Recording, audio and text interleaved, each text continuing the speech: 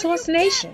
Join us now for The Pendulum with Dr. Samori Swygert, a platform that encourages the 4Ds of philosophy: discussion, discourse, dialogue, and debate. Prepare to travel from the past, present, and have discussions of future implications and projections with a correlation to African Americans. These topics are intended to grab your attention, cause contemplation, and encourage some form of action. From the world to the White House to the hood and everything good, the pendulum is swinging your way. Source Nation, here is your host. Good evening, gentlemen. I am Sir Mannequin. I am he of whom you have made of him. My purpose is to search and survey, compute and relay information from the ends of the earth, analyze and test points north, south, and east, west, and salvage anything left of worth.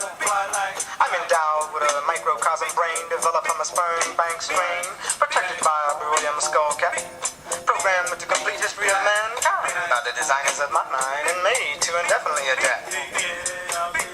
My anatomy is composed of titanium and platinum ore with cobalt 60 core located in the cavity of my diaphragm.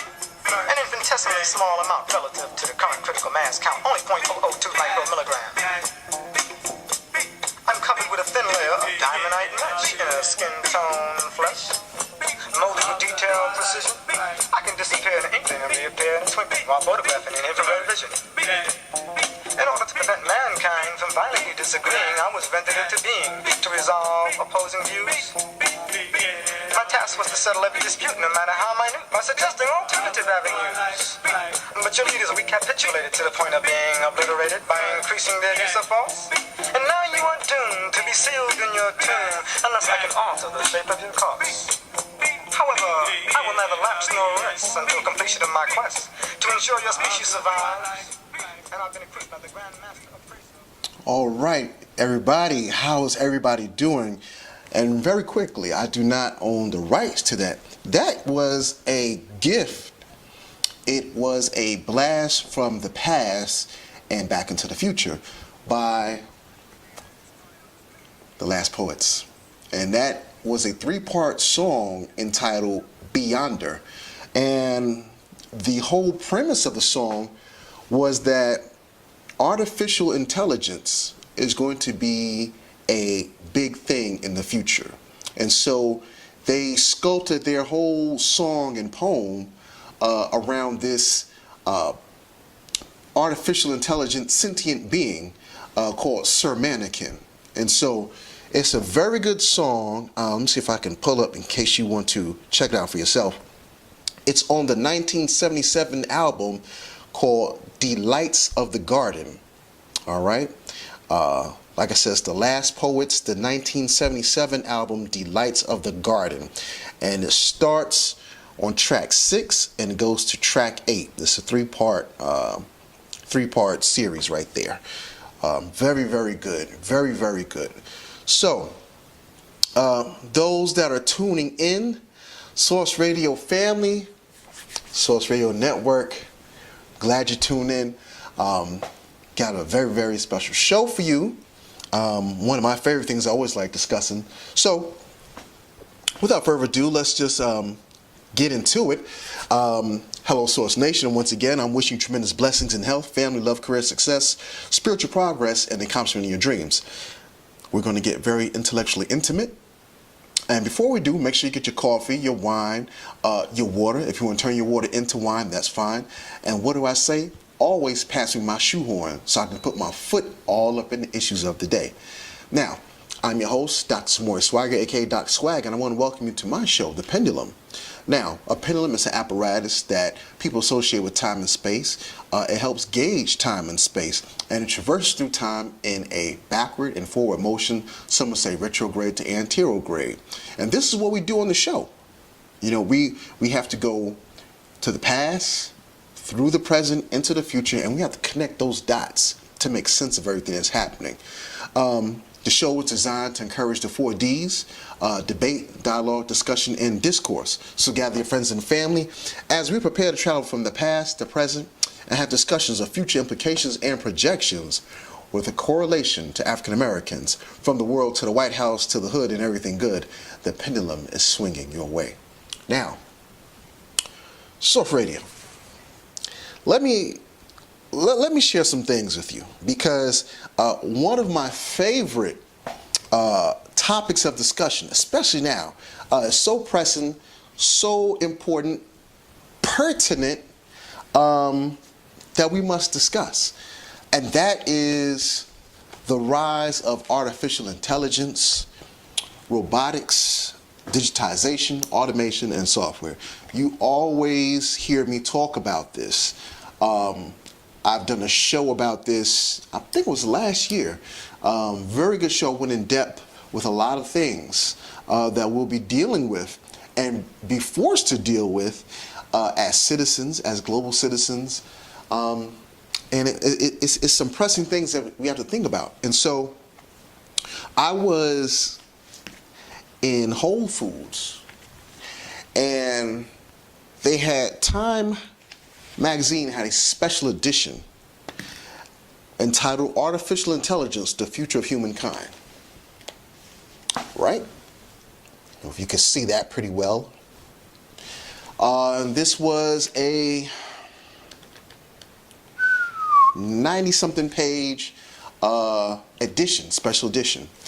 And they were talking about the various ways in which artificial intelligence is going to revolutionize the various industries, how we interact with each other, how we operate and function as individuals, where we'll be going in the future, how it affects the military, everything, the economy, everything.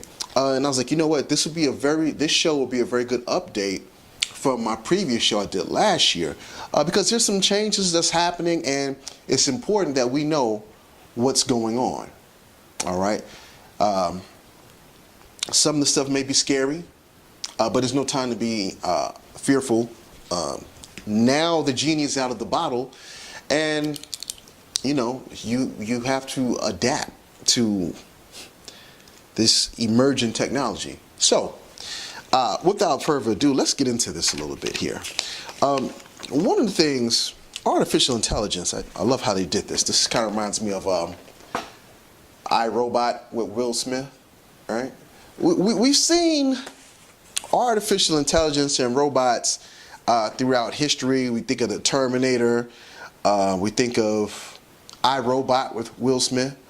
We think about the Jetsons with Rosie. She was like the housemaid, but she was a robot. Small World. So many different things. We had, you may think of Frankenstein, but that was like an earlier version of, look, man tinkering in his laboratory, creating things, and seeing if, we can control fate, we can control destiny. And at the same time, how can I make something my slave and work for me? All right. There's a movie that came out in 2015, Ex Machina, or Ex Machina, in which you had this, who's supposed to be a brilliant robotic engineer, systems engineer, building these robots. He had a lot of money. He fell in love with the robots. That brings it to another thing. You have this whole thing now where people talking about sex robots as an industry. So this stuff is true. It's coming out, and the genie's out the bottle. The horse is out the barn, and we just have to deal with it. So here's some things that first you got to get comfortable with knowing. And so they have a glossary of terms. And so they say artificial intelligence. It's the broadest term applying to any technique that enables computers to mimic human intelligence using logic, if-then rules, decision trees, and machine learning. So that's artificial intelligence.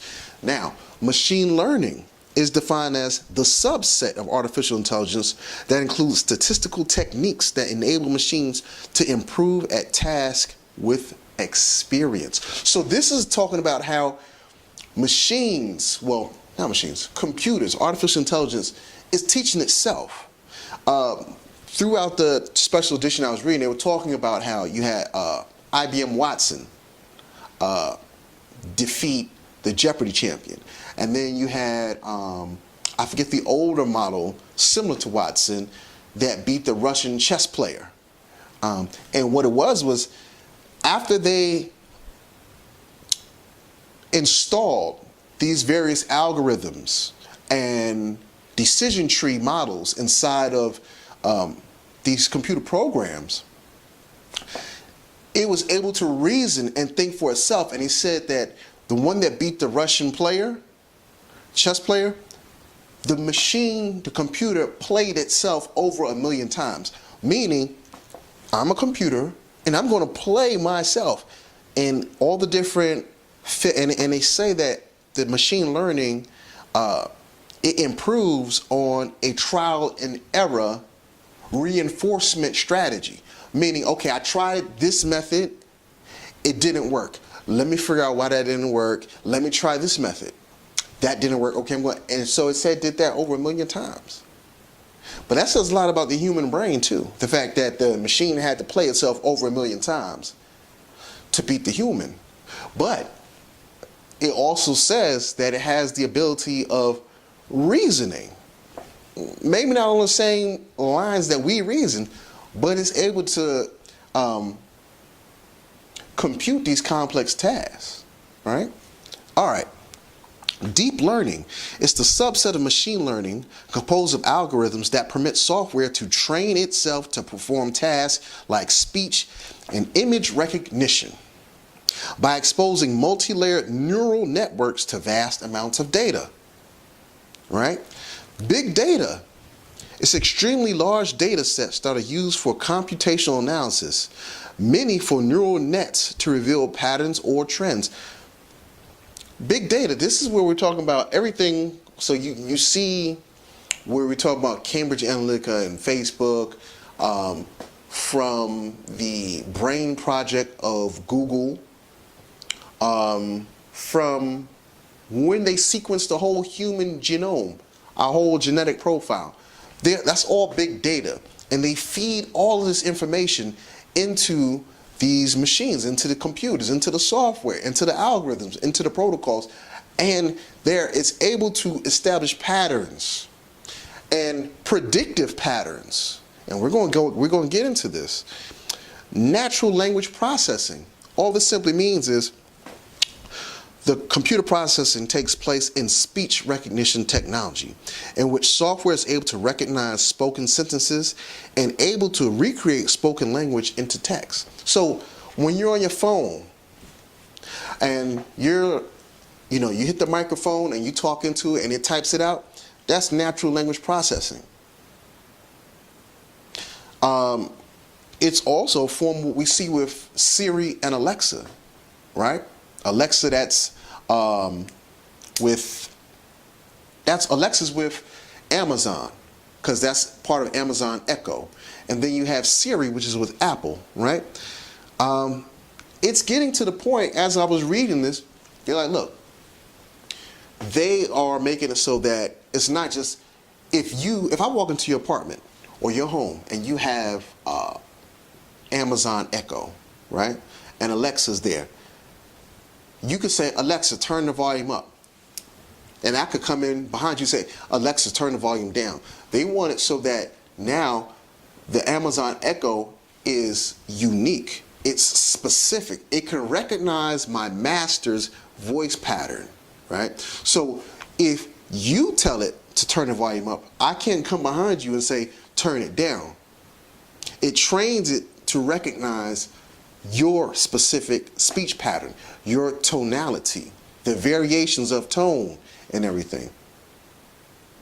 This is very serious, and you're going to see the various ways in which they are using this. This is some interesting stuff. And so as we get into this, because this is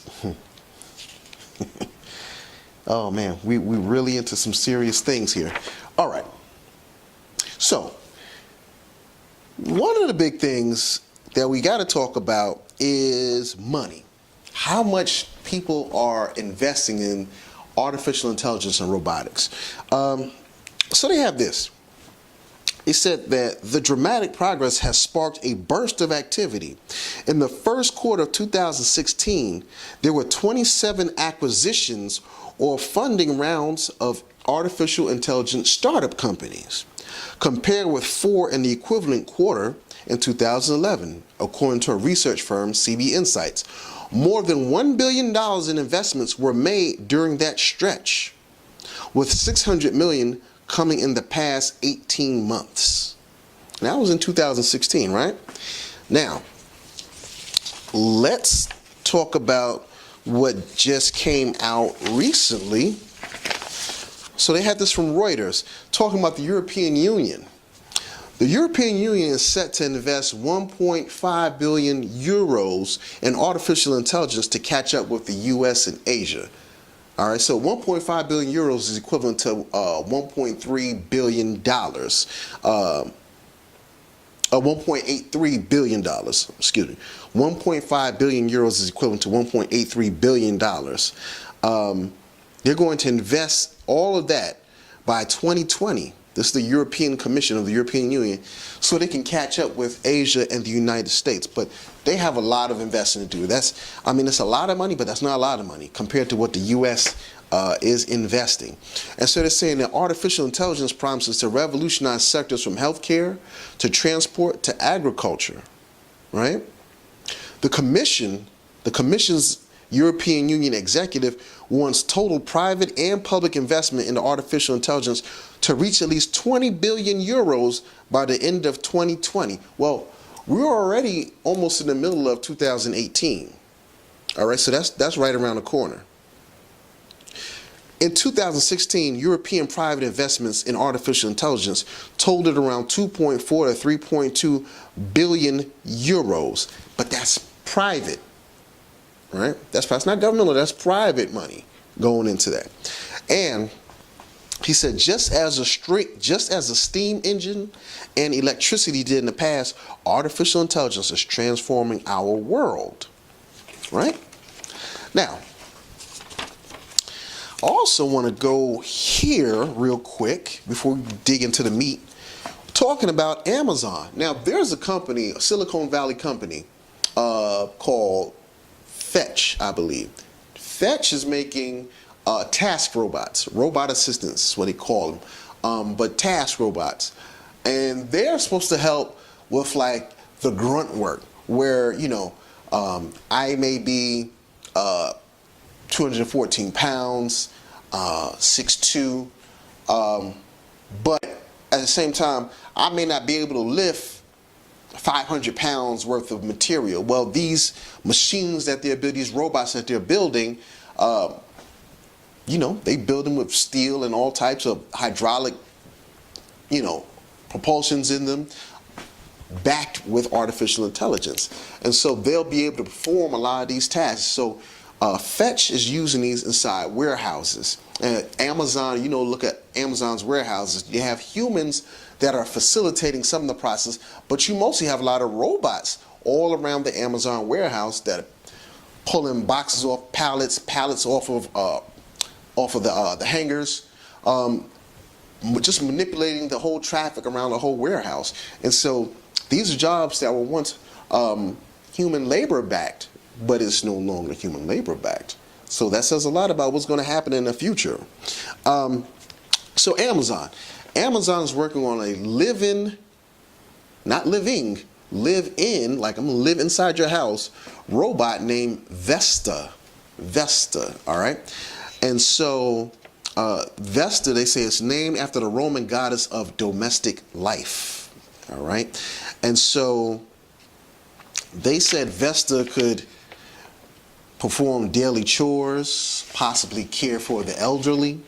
And they said that this industry of live-in robots, home robots, is projected to be worth nearly $15 billion by the year 2023. That's only 5 years away, roughly 4.5 years away.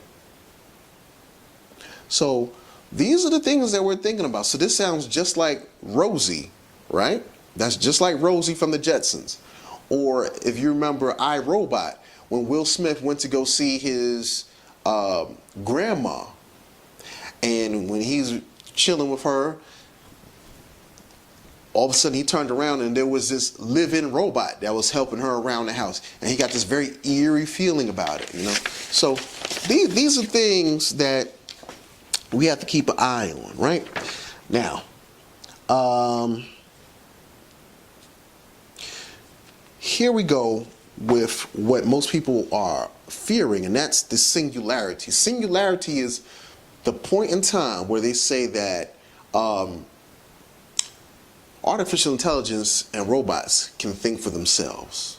It's that one point in time where they become sentient beings. It says, does that mean it's time to brace for the singularity? The hypothesized moment when super intelligent machines start improving themselves without human involvement, triggering a runaway cycle that leaves lowly humans ever further in the dust with terrifying consequences. Yeah, I believe that. I do believe that. You have a lot of these tech companies that say, oh no, this is not going to happen. We have backdoor codes and protocols that we can prevent them. But hey, if we're making it that they can teach themselves, why can't they outsmart you? They have D-Wave quantum computers that I was reading inside the magazine. D-Wave quantum computers. This is the new. This is the new. This is not your iMac or your MacBook Pro. This is a niobium chip computer. It's a quantum computer. And they say that it can process 2 raised to the 2,000th operations simultaneously. Okay? Think about that. So the same way when you do math, like, oh, I want 4 raised to the 2nd power. Okay? This computes 2 to the 2,000th power. Let me say that one more time.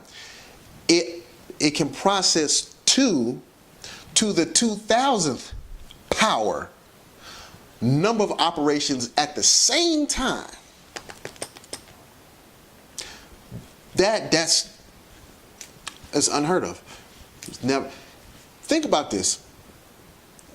We have individuals, and as parents and as adults, we get distracted, interrupted, frustrated when the dog is barking at the same time that the baby's crying, at the same time that our spouse may be talking to us while the phone is ringing, right? We're all over the place, and we get frustrated. We try to prioritize what I need to handle first.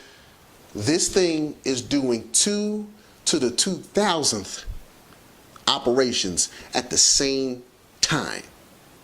So this is the game changer right here. This is the game changer right here. Changing life as we know it. All right? Now, I want to get into the good stuff.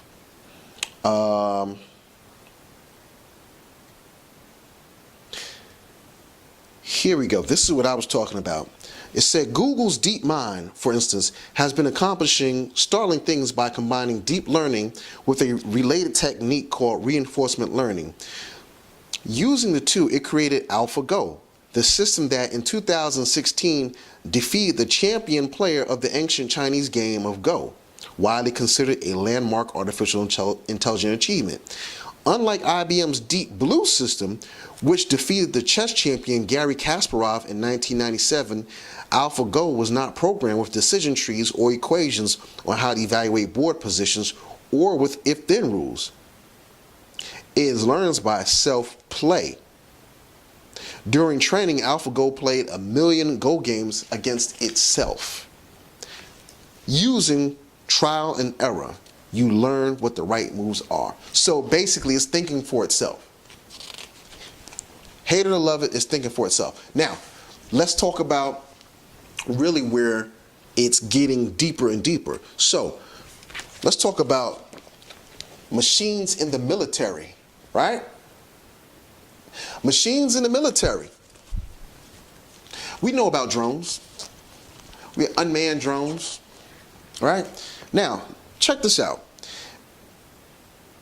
Russia has an inventor. Well, we're talking about the Deputy Prime Minister of Russia, Dmitry Rogozin. They have developed a artificial intelligent robot by the name of Fedor. Fedor. Fedor weighs 230 pounds and is 6 feet tall. They say that's the size of the average Russian wrestler, right? So that's Fedor. Listen to this.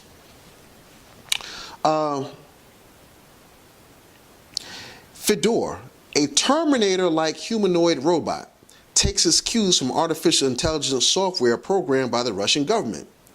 During his visit, Rogozin watched the robot grasp a gun in each hand and fire at a series of circular targets in rapid succession, hitting each of them. So it's a gun in both hands, firing in rapid succession, hitting all his targets, right? All of its targets, right? The Russian government developed Fedor to do things like repair spacecraft and drive vehicles, not to serve as a fighting machine.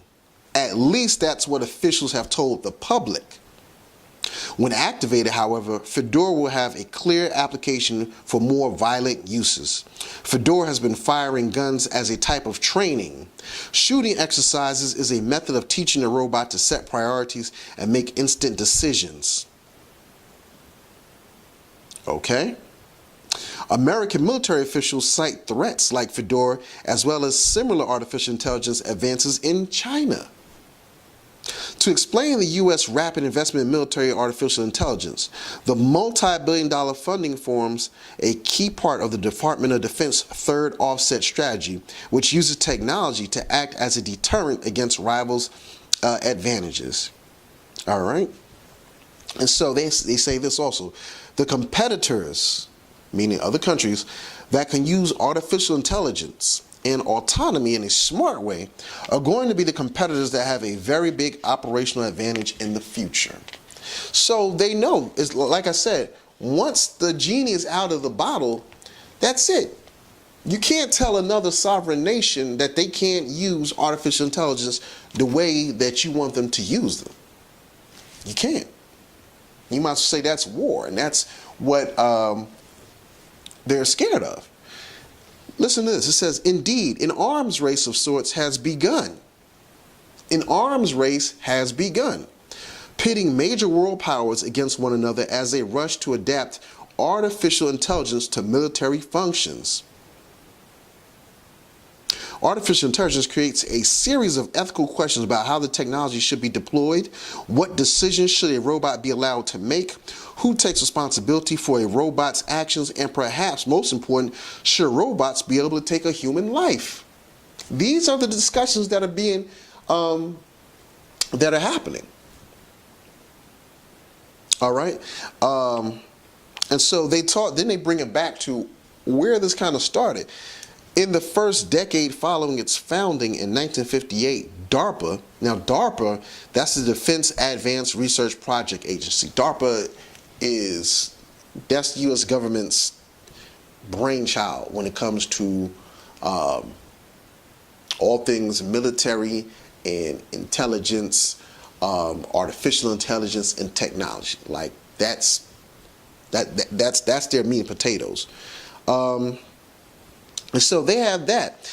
It says today, artificial intelligence has re-emerged as a top priority for DARPA and the U.S. military, with the Department of Defense spending more than $1.5 billion on such efforts in 2016. That's in 2016, right? Then it goes further.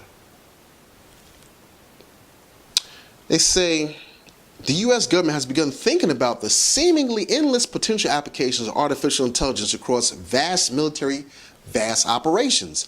Unmanned submarines might hunt for enemy vessels. You have missiles that can detect and target enemy combatants. Robots can survey large swaths of fraught territory before humans endanger themselves on foot. Then they say, look,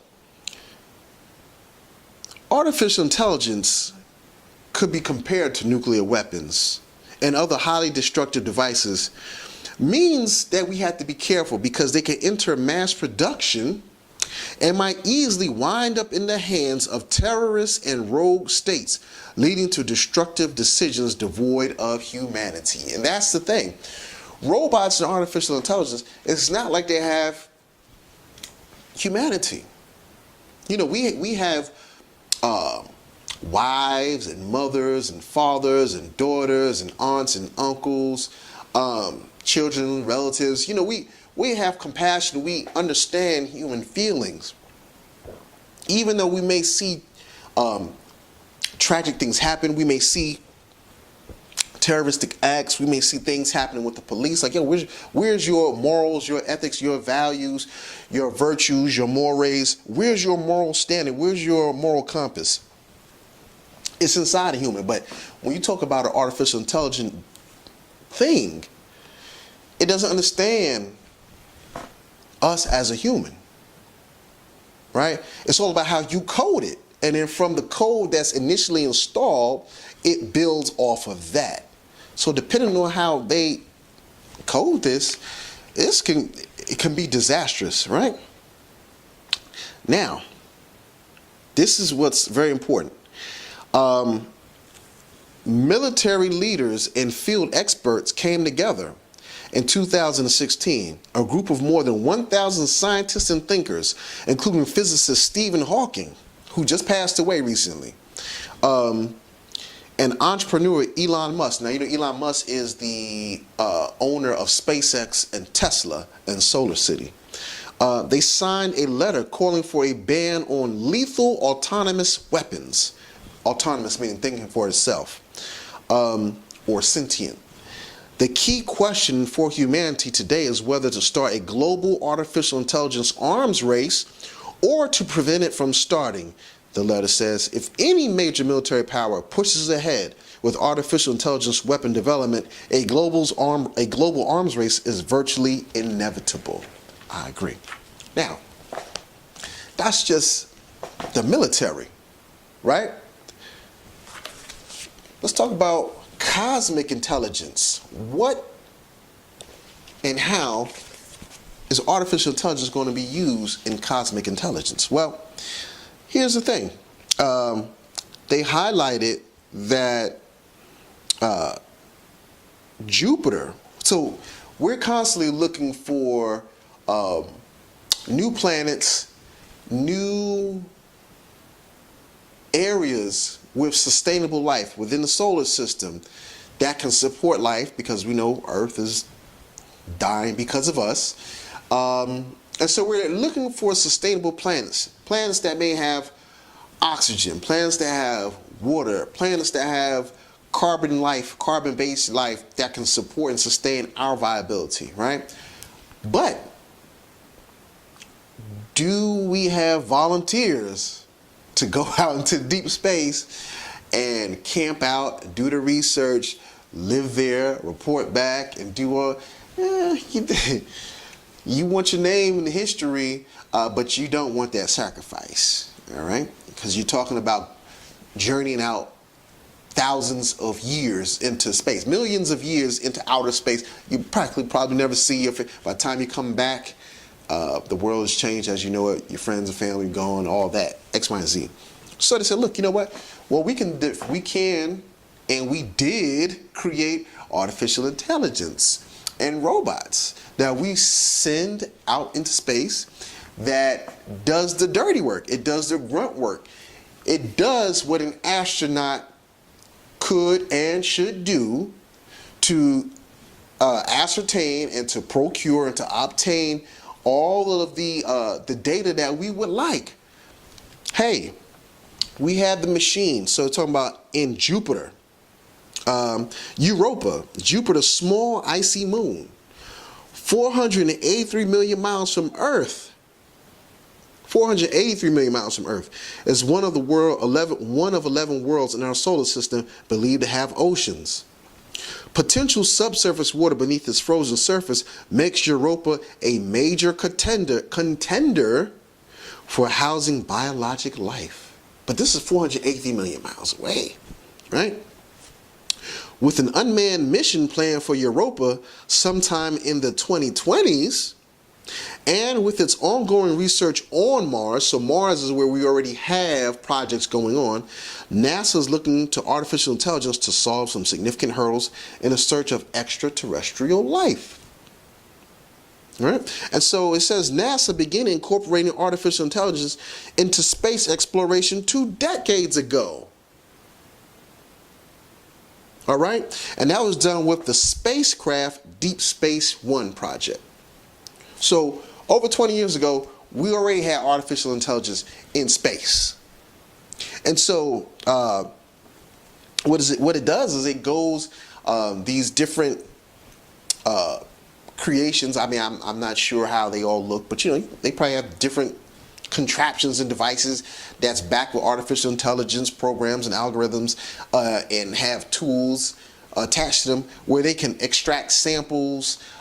They have lasers, they have cameras, they have lights, drills, all these things. And so, it can creep along the surface and do all that stuff that they would expect the astronaut to do. And guess what? Being as artificial intelligence, and it has all of the algorithms and protocols, it can assess the terrain, process the input, and stream that feedback information and data back to NASA in real time. Hey, that's major. That's major. So why would I need an astronaut? And why risk human life as astronauts in case something happened? Like, y'all remember what happened with Challenger, right? When Challenger tried to go up and it exploded. Well, why risk it when we could just put something that's not living up in space, and it can do our dirty work, help us plan based on the data that it's accumulating and processing, and we can make for a safer journey, a more well-informed journey and voyage into deep space. All right? It kind of like the movie Elysium. A lot of movies that come out, they have some, it's predictive programming. Once you see the movie, they're already on it. They're already on it, right? Then they have this. It says, since May 2016, the Curiosity rover, which is an autonomous artificial intelligent machine, it's been using what's called the Aegis system, AEGIS. And that stands for Autonomous Exploration for Gathering Increased Science System for controlling its onboard laser system, the ChemCam. Aegis allows for the rover to analyze the surrounding environment using cameras and identify the best bedrock to zap with a laser, which releases gases to be studied. This automation led to an increase in laser usage, right? Then they're talking about, so remember I said we were talking about Europa, which is one of the moons of Jupiter. They were trying to see what the water, or if there is water, is on Europa. And so they said what they're working on now in Monterey Bay, California, is underwater drones, artificially intelligent underwater drones. So basically, that can function in temperatures that we could probably never think human life could sustain in whether extreme heat or extreme coldness. This is what the underwater drones are being created and tested on. And so it says, our goal is to remove the human effort from the day-to-day piloting of these robots and focus at the time on analyzing the data that's collected. So here, like you say, it's a space race. It's a space race that we have to look at and know what's happening between these countries and the future, right? Now, let's talk about this. The computer will see you now. That's the phrase you normally hear when they say the doctor will see you now. The computer will see you now, right? So now we're talking about the infusing and the integrating of artificial intelligence into the healthcare field. How many doctors will we lose? How many nurses will we lose? How many pharmacists will we lose? How many respiratory therapists will we lose? How many physical therapists will we lose? Phlebotomists, physician assistants, nurse practitioners. These are the things we have to think about. See, it sounds good now because these companies who don't have doctors and nurses and nurse practitioners and physician assistants and pharmacists and respiratory therapists and physical therapists in mind, they thinking about how they can get their technology patented and then sold to these corporations that run these healthcare systems.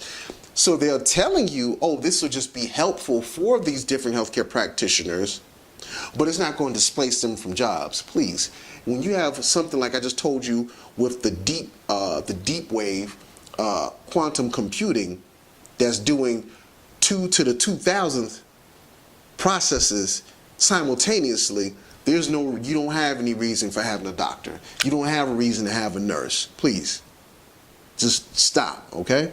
So, listen to this. Machine learning, the most basic form of artificial intelligence, is already infiltrating the medical field. And it turns out that machines can play an important role in improving our health, including making diagnoses more accurately and quickly and finding better treatments that save people time and money and prevent exposure to harmful side effects. In fact, with modern medicine increasingly dependent on large numbers of studies and drug options and reams of new information, machines may be better able to keep up with and interpret data than the human mind. All right. Now, I agree to a point. Now, here's the thing. I'm not so jaded by technology, the advancement of technology, that I'm not logical, too. Working in the medical field, there are tremendous amounts of studies on various diseases, conditions, and the different treatments, whether we're talking about hypertension, whether we're talking about diabetes, whether we're talking about cancer, inflammatory syndromes, just the whole gamut of what can go wrong with the human body and the processes involved. There's so many different studies and they need to be peer reviewed and all of that. You as a human don't have time to thumb through the thousands of publications in journals that come out like every month. It's impossible. When do you have time to do that and then at the same time treat your patient? So I understand it'd be good if you have a machine that can get this information, collate it, process it in a way in which it makes sense, that you as a physician can type in your question, or as a pharmacist or as a physician assistant, nurse practitioner, you can put in your query and extract the data that you need to apply to the case and the patient that you're working on and servicing. But we have to make sure there's a fine line between that and then the displacement of jobs, right? And so these are the things that's happening. The other thing that I have to say is true is this, because this is very, very true. Take a listen. Why should patients have access to just one particular doctor's expertise when it's now possible to provide them with the brain power of hundreds of thousands? That's true. What do we say? Like, if you go to a physician and they say, you know what, you have cancer, you're going to be like, man, at first it's going to hit you like a ton of bricks. Then you're like, but you know what, I want a second opinion, because how do I know you're the best physician to tell me, give me this diagnosis and give me my prognosis? How do I know you're the best physician, the most knowledgeable physician to determine the treatment that's most appropriate for me and the type of cancer that I have? See, we're relying on the hopes that the physician or healthcare practitioner that we're dealing with is the most reliable, the most knowledgeable, most professional, well-studied, well-researched healthcare practitioner. But this is why you want to consult 1, 2, 3 opinions. So it's true that look, if you have a system that can compile all this information from thousands of experts around the world and in that field, you probably get a better outcome with the data and the choices when it comes to managing your healthcare. I agree, right? Here's the other thing.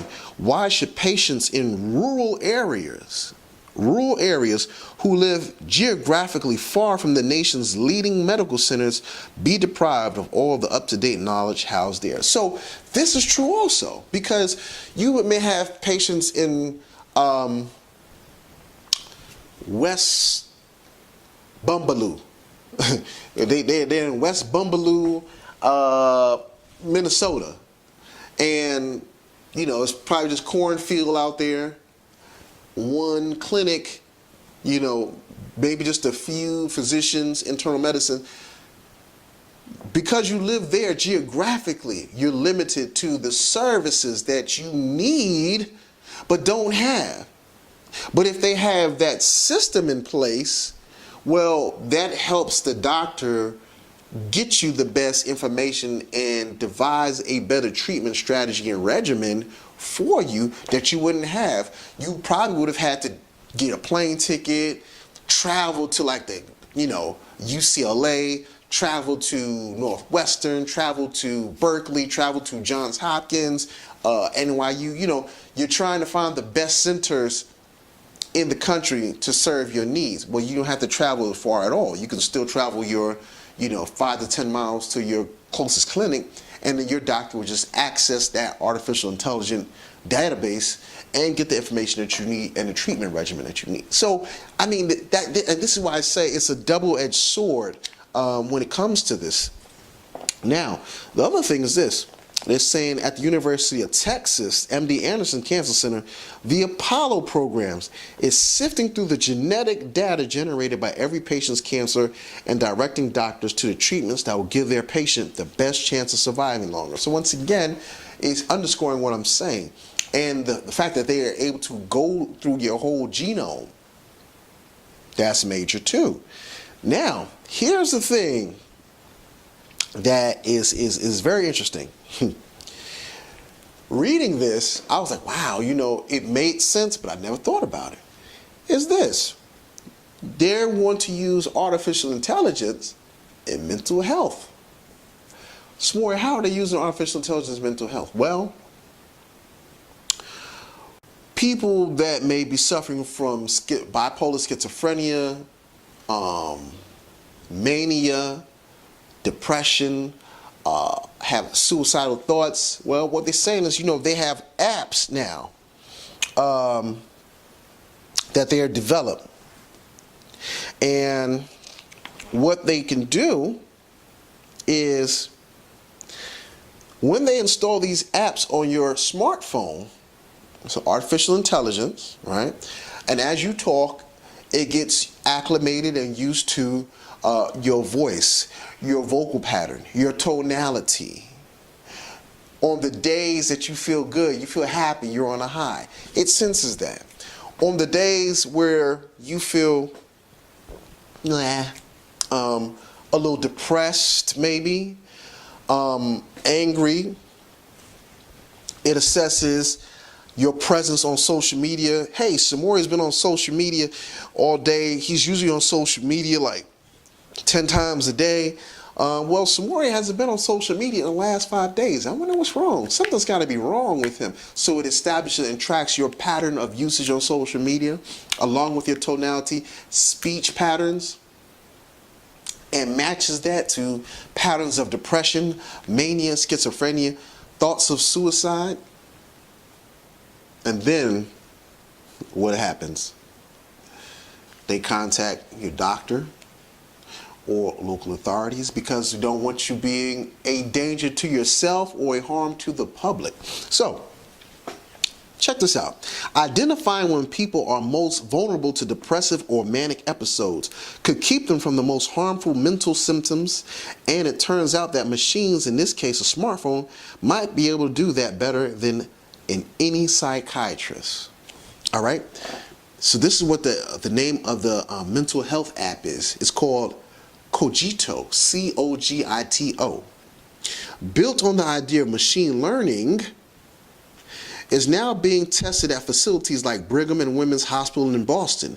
The app, once installed on a smartphone, monitors activity on social media and phone calls to discern patterns of communication so that when depressive episodes strike, for example, and those patterns change, the app detects it. The app also contains a voice analyzer that can search vocal patterns for changes in affect and tone, which may be the first signs of a depressive episode. The artificial intelligence aspect may be in a better position to gather data over time and give us a better indicator of risk for someone having a mental health problem and whether they warrant direct intervention with a clinician. The machine learning could be especially helpful in alerting physician or patient's family when things begin to spiral out of control. Historically, we have been dismally poor at detecting anger, at detecting dangerous or self-harm, says Ahern, who's the director of program and behavioral informatics at the Department of Psychiatry at Brigham. Potentially, with technology like Cogito, we may be able to develop an early warning system that for somebody who has a high-risk profile because they have a history of depression or suicide attempts could monitor and see changes in pattern to better determine when the risk gets to the level where intervention is needed to prevent episodes of self-harm or dangerous activity. There you have it. Once again, it's good and it's you know, I can see a lot. I can see a lot of that. That can go a lot of ways. That can go a lot of directions. This is kind of what I was talking about earlier. You have so this one's caution robots working. We're talking about collaborative robots, and this is where I was talking about. You had the company Fetch that is building robots that work around warehouses and things of that nature. And then you have where robots are assessing the future, but one of the things, so they talk about like Echo, Alexa, and all of that, but I want to get into, here's another thing that we pay attention to. High-tech toys. High-tech toys. And so they're saying like this is going the same way we had Barbie dolls, Transformers, GoBots, just all the different dolls. Well, you know, the next big thing is these high-tech artificial intelligent toys. And this is something, I don't know if you want to get into investing or whatever, but this is something very interesting. It said, now, you have this right here. A leading technology and research company predicts sales of smart toys will grow globally from 5 million units shipped in 2016, right? You heard what I said, right? 5 million units of these smart toys shipped in 2016. That's 2 years ago. 5 million units to 241 million units by 2020. So in a year and a half, it's gone from 5 million units predicted to 241 million units of these smart toys. So when you think of like Mattel and Hasbro, man, you know, this stuff is this is major things here, major things. And so then we also talk about the future is coming home. This is this one right here is key too, because they talk about smart homes, right? Smart homes. And so basically saying, you know, look, sooner or later, everything inside your house or housing complex will be ran by artificial intelligence. You already have a lot of stuff going on now, like I already talked about Alexa and all of that. But let me tell you about what they have here.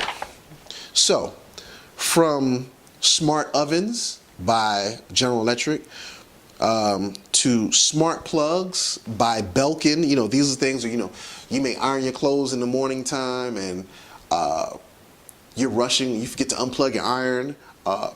Artificial intelligence is smart. They know, but from the sensors of a human being around the outlet or the plug, motion, is motionless. Baby monitors, artificial intelligence baby monitors. Artificial intelligence security cameras. You have the doorbells. You have, they're going to be used to prevent accidents. So you have the smoke alarms, water sensors, where you can tell if there's something wrong with the quality of the water, and more.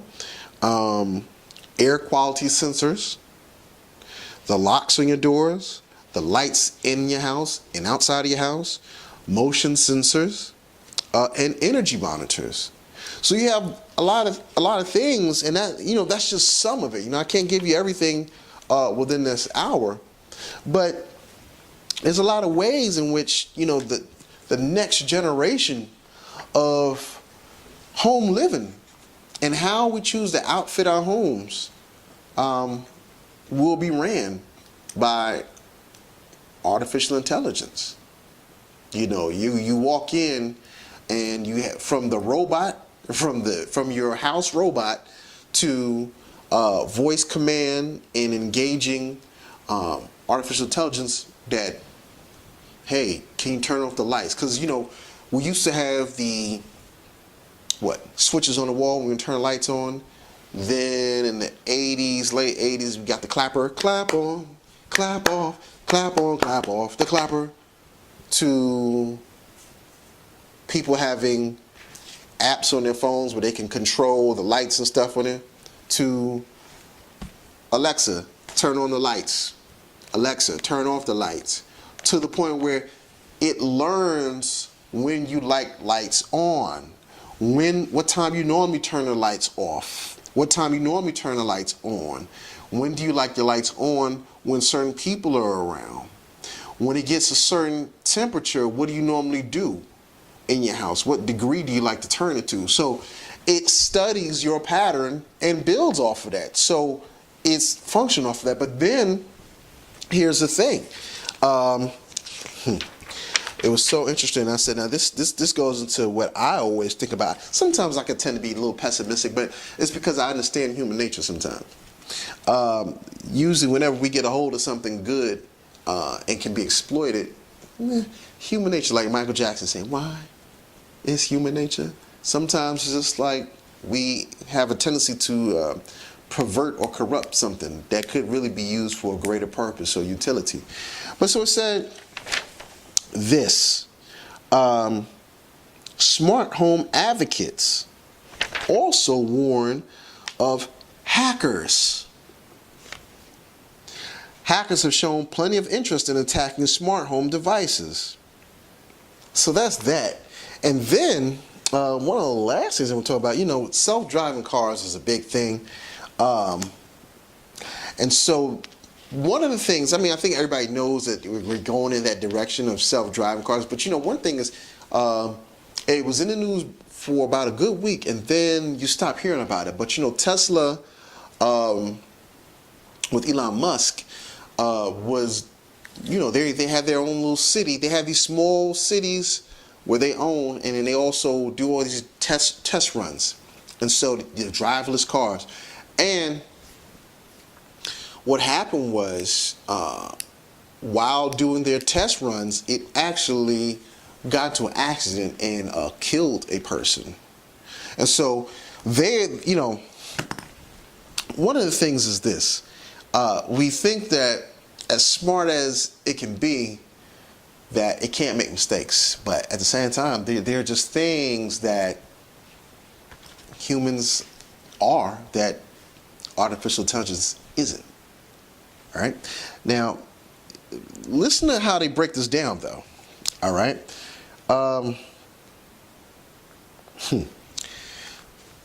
It says artificial intelligence are superior drivers. These words may grate in the sunburned left ears of car-loving Americans, but the computer is simply a better driver than a human. Better at keeping its eyes on other drivers, better at maintaining a steady cruising speed, and thereby maximizing fuel efficiency, better at parsing GPS data, weather data, traffic data, any and all kinds of data, and better at making rapid-fire adjustments. The computer doesn't get distracted by a spouse, by kids, or the jerk who just made an illegal lane change. It doesn't sneak a glimpse at Snapchat, or fumble with a leaky burrito, or steer with the knees while playing air guitar. The computer couldn't blink even if it wanted to. It never says yes to a fourth Chardonnay, never convinces itself that weed improves its driving. Asking directions is a computer's favorite activity, and unless ordered to, the computer never falls asleep. I mean, that's some good points there, right? Good points. These are things that we do as humans that can lead to tragedies and accidents on the road, on our local streets and highways and interstates. So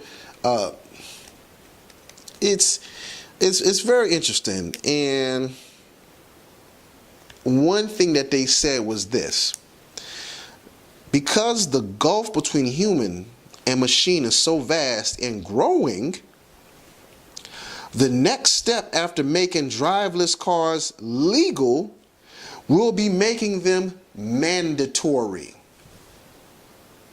You heard it here. Making them mandatory, because they already set up the preference that artificial intelligence will and is superior to human beings when it comes to driving. So when we talk we want safe drivers on the road and safe American roads, well, we want artificial intelligence drivers. We want driverless cars. You'll be chauffeured around inside the car, but you will not be driving. And it said making it mandatory. And so that's going to be something interesting, very interesting. I mean, I can see insurance companies making off with billions on this. If you don't have, I mean, I see you have your 2009 Altima, but sorry, we're gonna have to up your premium unless you retrofit your 2009 Altima with a newly upgraded interface artificial intelligence computer on board. Otherwise, your premium is going to triple, and they're going to probably ticket you. So these are the things that's happening, and we must be cognizant about. And there's a lot more, but like I said, it's a lot to try and fit in within an hour.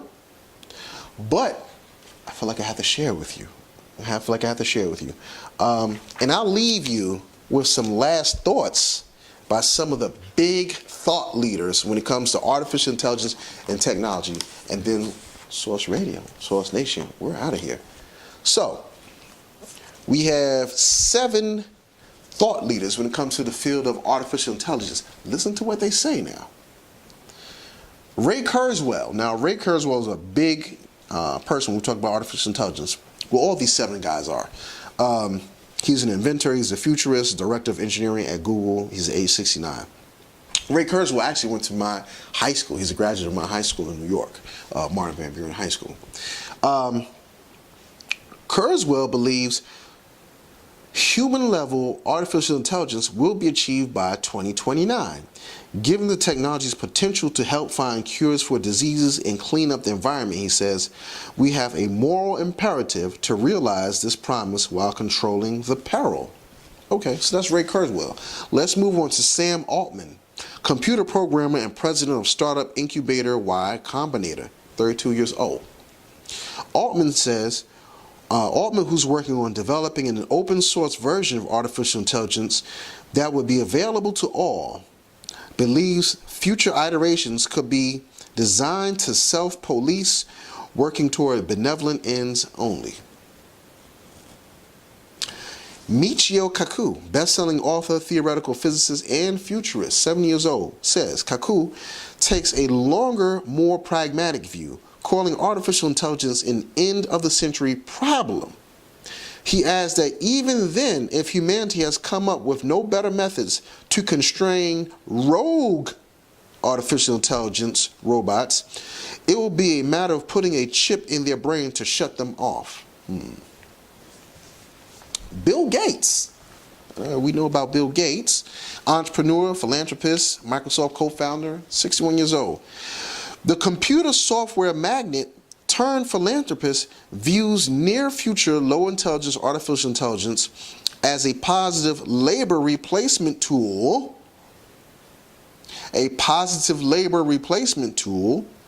but worries that the super-intelligent systems coming a few decades down the road will become strong enough to be a concern. That's Bill Gates. Stephen Hawkins. This is the guy you see in the automated wheelchair with the glasses, with his head tilted. He just passed away recently. He's a theoretical physicist, author, pioneer of black hole physics. 75 years old, passed away. He said this is what they say. The famed scientist believes artificial intelligence could be both miraculous and catastrophic, calling it the biggest event in human history, but also potentially the last, unless we learn how to avoid the risk. Right? Okay. Nick Bostrom, director of the Future of Humanity Institute at Oxford University, 44 years old. Bostrom warns that artificial intelligence could turn dark quickly and dispose of humans. The subsequent world would harbor economic miracles and technological awesomeness with nobody there to benefit, like a Disneyland without children. Man. And Elon Musk, who I said owner of SpaceX and CEO of Tesla, 46 years old, the outspoken engineer and inventor has famously called artificial intelligence our biggest existential threat, fretting that it may be tantamount to summoning the demon. So these are things that we have to keep an eye on. Billions upon billions of dollars is being invested domestically and globally with various countries and governments and private firms and ventures. We have to keep an eye on that. We have to keep an eye on these watchdog groups, make sure they're doing their job to make sure that they have our best interests in mind as citizens, so that we're not displaced as workers and also not victims of rogue artificial intelligence. Excuse me. So this is something else. So, like I said, you can, if you're interested, you can try and get the back.